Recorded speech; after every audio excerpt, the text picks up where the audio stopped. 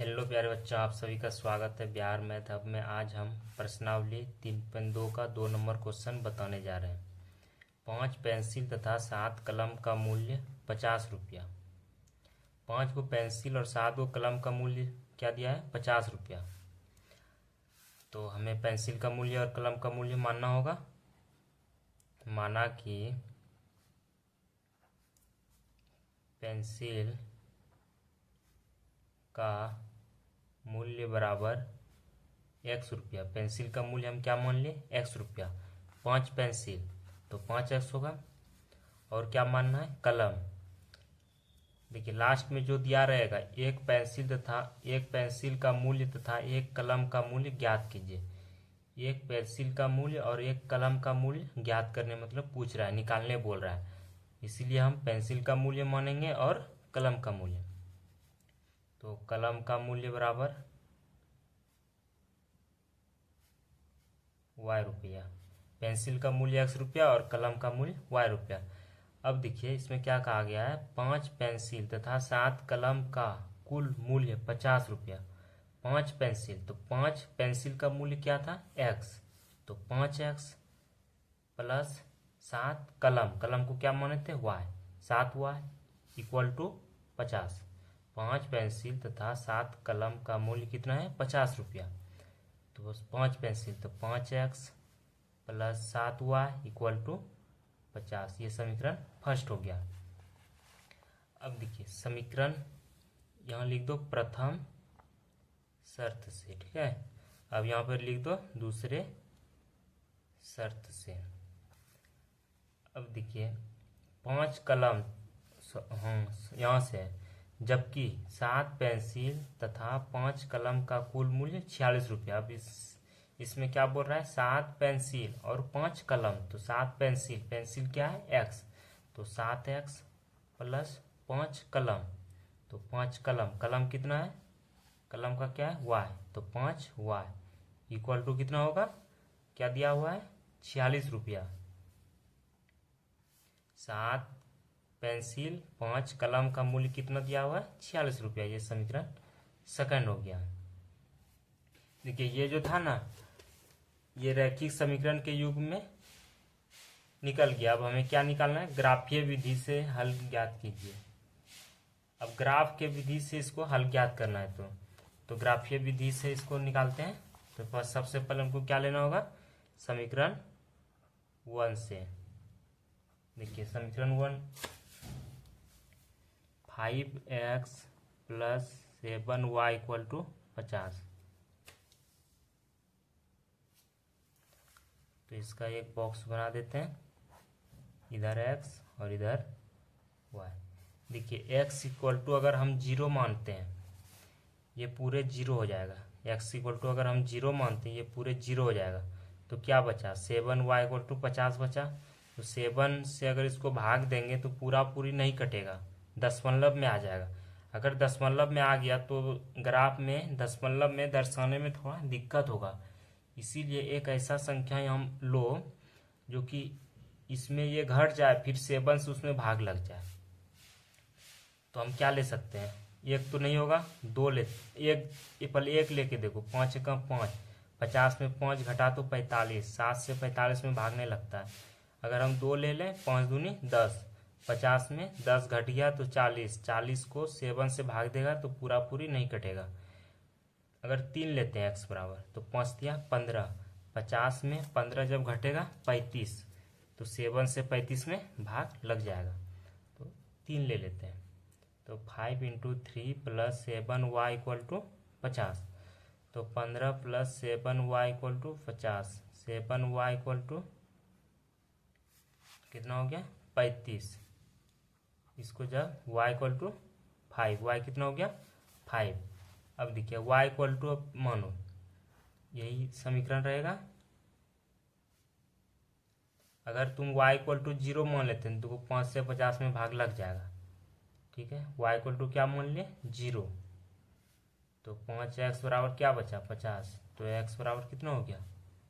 x बराबर 10 हो गया ना। समीकरण 1 हो गया। अब समीकरण 2 से, 7x plus 5y equal to 46। अब देखो,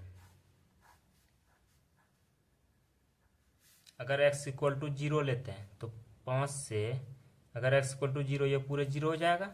5 से 46 में पूरा पूरी भाग नहीं लग रहा है।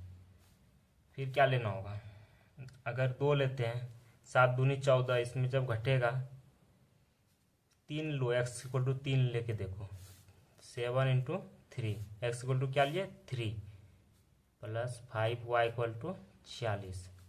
तो 5y इक्वल टू कितना होगा 46, और ये प्लस 21 इधर है, उधर जाएगा तो क्या होगा -21। 6 में गया 5, 2, 5y इक्वल टू कितना हो गया 5 हो गया। अब देखो 7x plus 5y equal to 46। अगर सेम वही है, अगर y इक्वल टू अगर तुम 3 ले लेगा तो यहाँ से 5 या 15, 46 में 15 जब घटेगा 21 आएगा। कितना आएगा 21। 21 में 7 से भाग लग जाता है, लेकिन दोनों ये सेम आ जाएगा, इधर 5 फिर इधर 3 आ जाएगा, सेम नहीं आना चाहिए। तो हम क्या करते हैं, माइनस में वैल्यू ले लेते हैं, -2 लेके देखो, 7 इंटू एक्स का मान -2 लो, तो एक्स की जगह क्या रखेंगे -2 प्लस 5y इक्वल टू 46। अब देखो इसको हल करो, -14 प्लस 5y इक्वल टू 46, तो 5y इक्वल टू 46, इधर -14 उधर जाएगा, +14, 0, 6,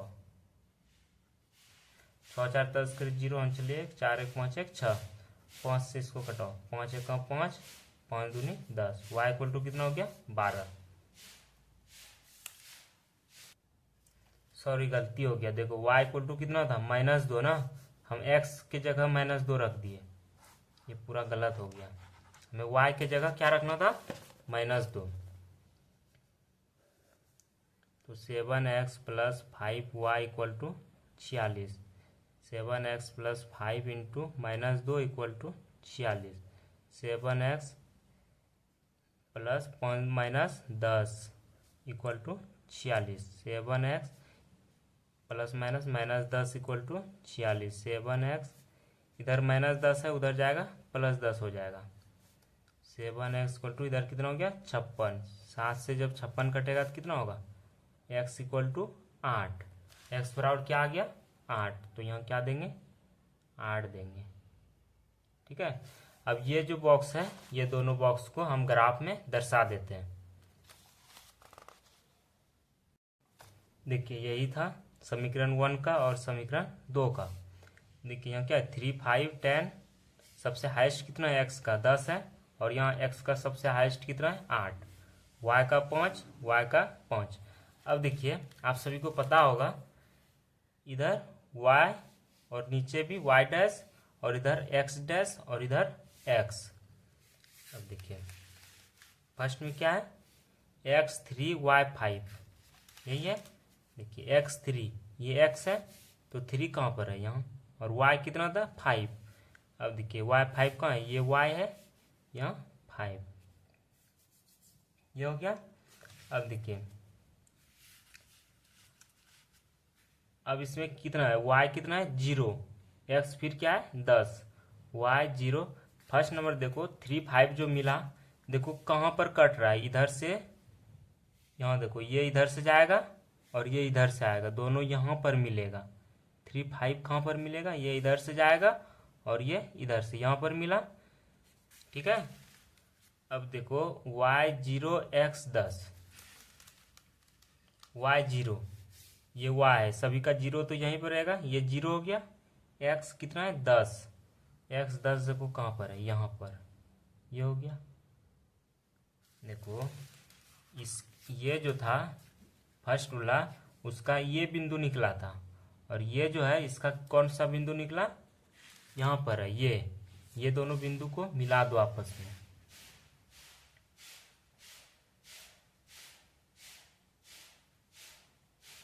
दोनों को मिला देते हैं, ये दोनों को मिला दिए। अब देखो ये रेखा का कौन सा रेखा था, ये इसका समीकरण लिख दो, 5x plus 7y equal to 50 लिख दिए। अब क्या क्या लिखना है, देखो यहाँ पर जो था ये कितना था, पहले एक्स लिखना है फिर वाई। एक्स कितना था, ये 3 था, और वाई कितना था 5, लिख दिए। अब देखो यहाँ एक्स कितना है 10, और वाई कितना था यहाँ पे 0, लिख दिए। अब देखो, अब दूसरा क्या है, x3 y5।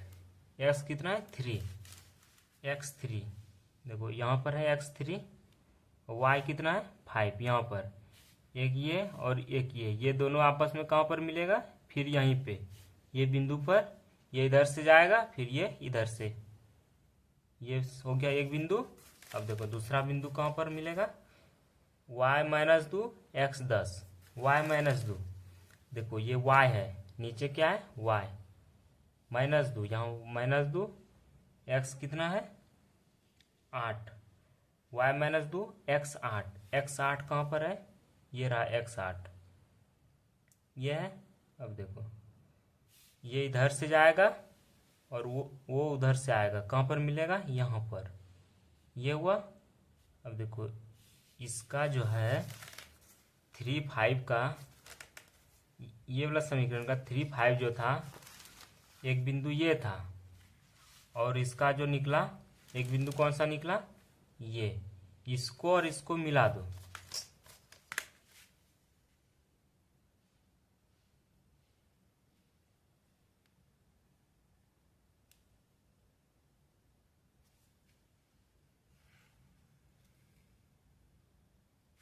मिला दिए इसको। अब देखो ये रेखा का नाम लिख दो, क्या था समीकरण इसका, 7x + 5y = 46। ये वाला बिंदु का भी नाम लिखो। देखो यहाँ पर कितना था, x पहले लिखना है, x कितना है 8, y कितना था -2। देखो इसको ये, और यहाँ पर कितना था 3 और 5, इसको a मान लो, इसको b, इसको c, इसको d, हो गया। इसको a b c d कुछ भी दे सकते हो।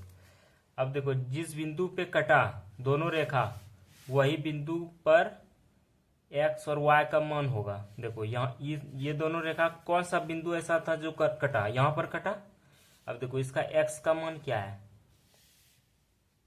देखो यहाँ पर x का मान क्या है 3 है, क्या है 3, और y का मान क्या है 5।